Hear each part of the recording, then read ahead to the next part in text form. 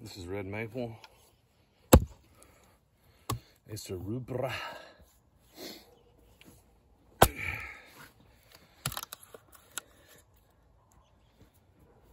And it is easy with the split. There's three big, maybe four big maple species in North America. Well, I guess 5. But for firewood concerns, there's only 3. Black maple, which really only grows northeast. Red maple. And sugar maple, which is hard maple. I think black maple is closer to sugar maple. There's also box elder, which is kind of just a big, soft, weedy tree. So, of all those, sugar maple is the most prized for every purpose. It's best firewood, best lumber.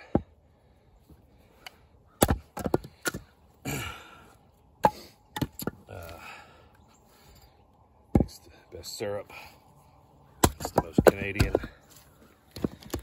etc.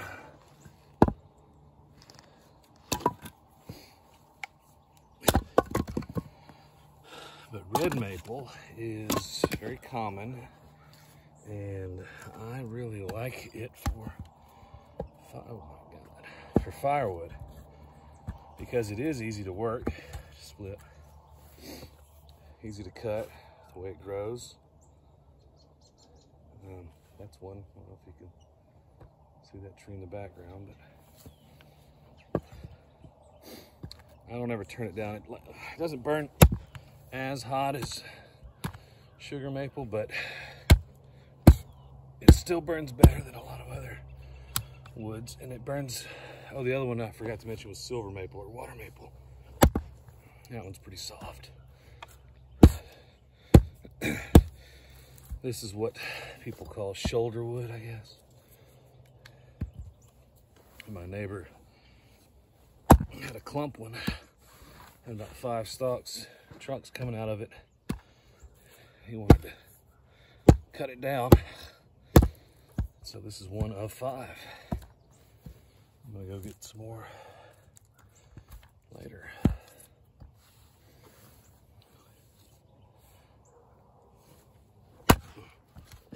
And some of this is really okay sized, but say split crotch. I like to split pieces like that because even though it's about the same size as a split piece of wood for the stove, it'll dry better.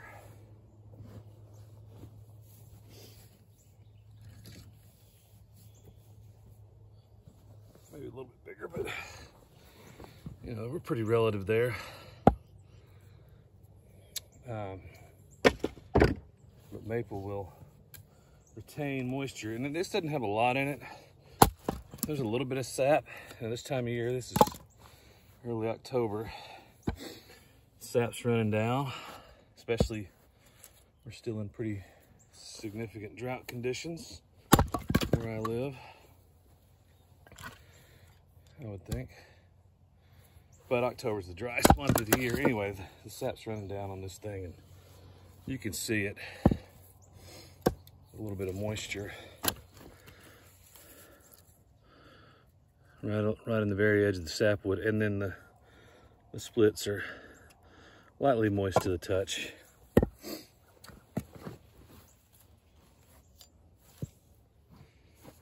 But this will just ensure proper seasoning for next year.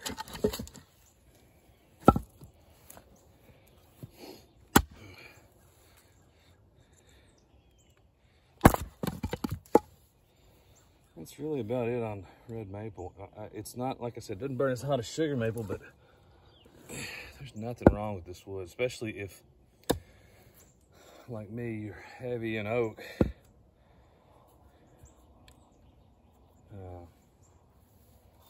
and you want something that'll really get it going good, this is really good stuff. Good for campfire too, or fireplace, because it burns so easy. This stuff's seasoned, it's gonna burn great and bright and easy to start. That's what I mean by burning great. Doesn't take a lot to get it going. I've put pieces of oak in a bed of hackberry coals, and after the bark burns off, it just kind of sits there. I probably wouldn't season it enough, but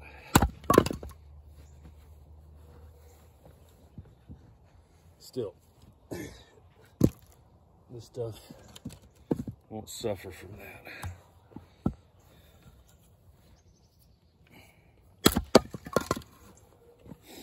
I'm really just making big kindling, but it's a task that I do enjoy. It doesn't have to be split 4 ways or anything. Just knocking it in half to open it up will do a lot for it. Let's talk about splitting a wood crotch real quick. So this is called a crotch because it looks like a person standing with their legs going that way, and there's their crotch. You can approach this 2 ways, 3 ways, depending on the type of crotch. This is an even crotch pretty much. You got sides a little bigger, but for the most part, we're pretty even here. You can pay attention to the main trunk. So this one, this was the main branch, and that was an offshoot. That's why it split all the way through.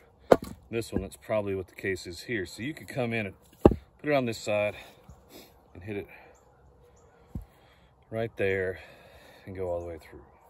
Or, because the grain didn't separate until down in here, you can come up on this side and go and just see where it splits. Or you can attack the crotch. When you have a smaller crotch, sometimes that works. That's what I'm going to do, just to see what happens. Maybe the harder method today.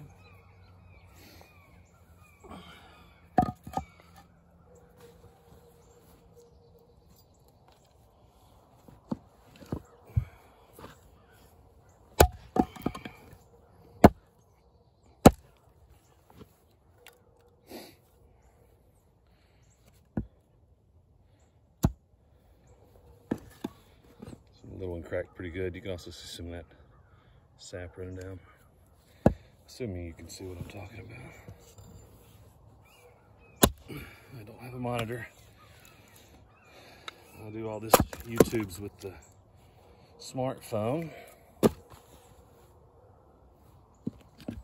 I'm not gonna do a big production because I'm just doing this for fun. So it's always gonna be smartphone ramble.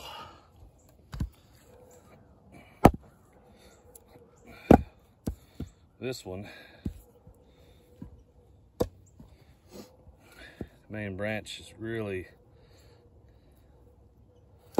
here, even though it's smaller. This one's coming out of it. No good way to go about this one. Just power. That's why heavy axe, sharp axe, good stuff. Or a big wedge, like a splitting axe. Maple's one of those woods that benefits heavily from being split fresh. I think all wood's better split fresh, except stuff that goes a little punky, maybe, but this maple is definitely in that category.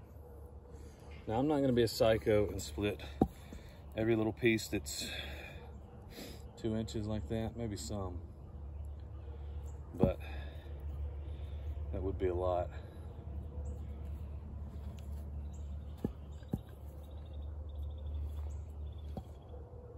It's kind of dangerous when they're tall and narrow like that, but they split easy.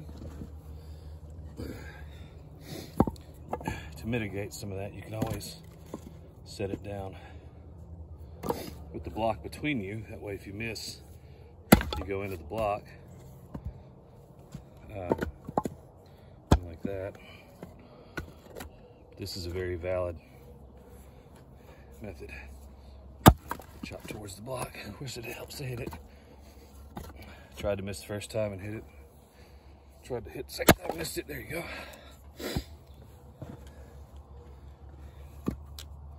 And with these little pieces, paying attention to the knots is just as important.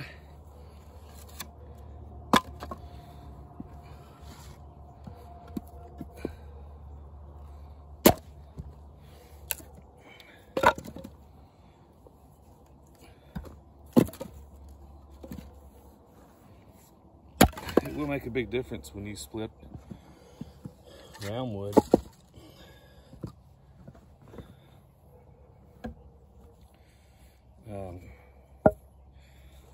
As far as getting moisture out.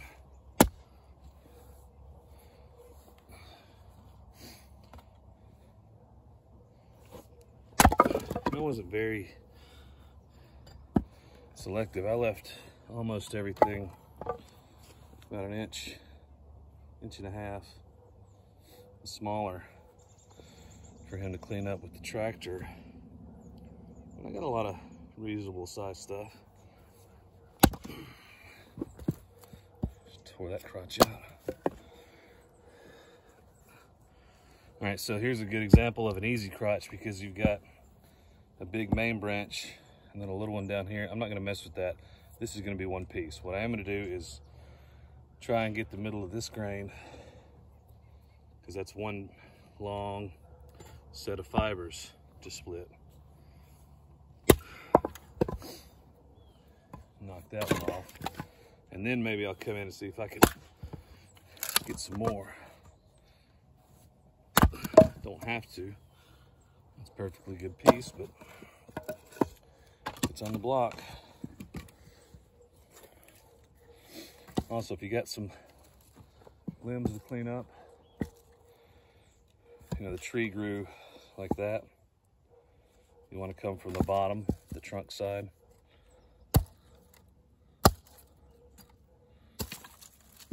Because if you come from the other side, it can just run out. Now, it doesn't matter all that much. You can hit it from the side or whatever. You're not carving a table leg here. Maybe you are.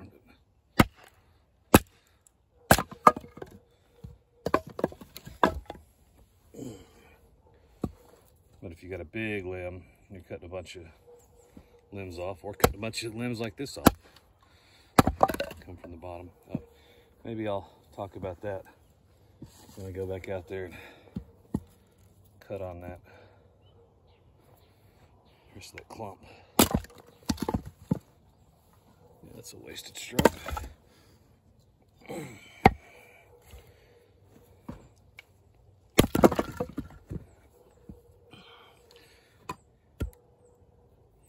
Haven't really opened up the forum, the comments, but I will take requests on subjects to talk about when it comes to splitting wood and axes and axe brands and firewood, all that stuff. I'm trying to just create an informative series that has common sense advice in it on a subject that I am thoroughly versed.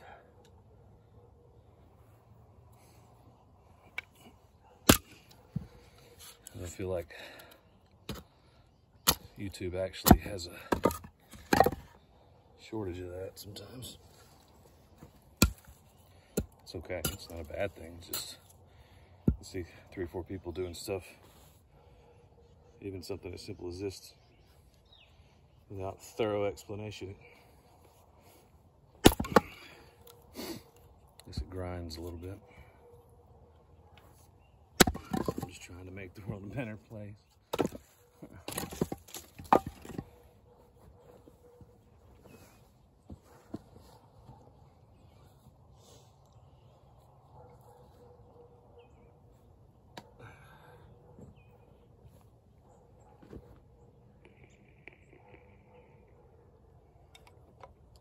do one more piece here. I got a bigger crotch.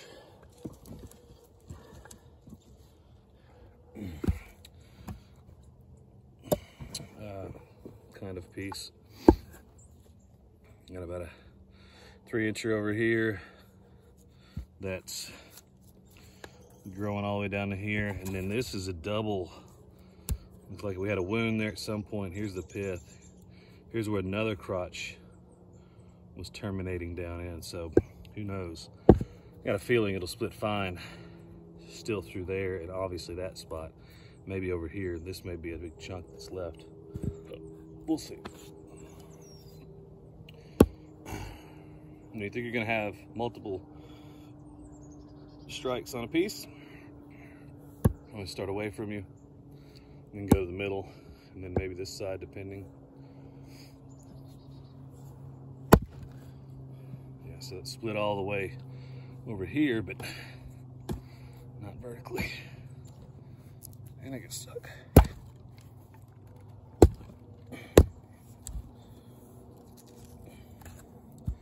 This axe can get stuck sometimes, but it's still a very good one.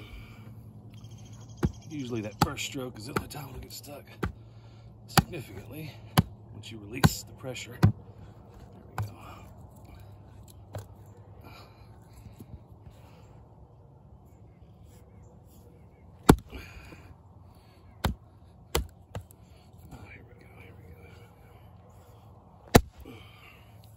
All right, so another thing is a lot of times you see people get to that point and then rear back and bust it again. There's no need, it's already split.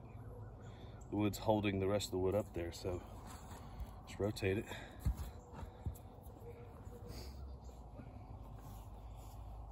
Let it hold it for you.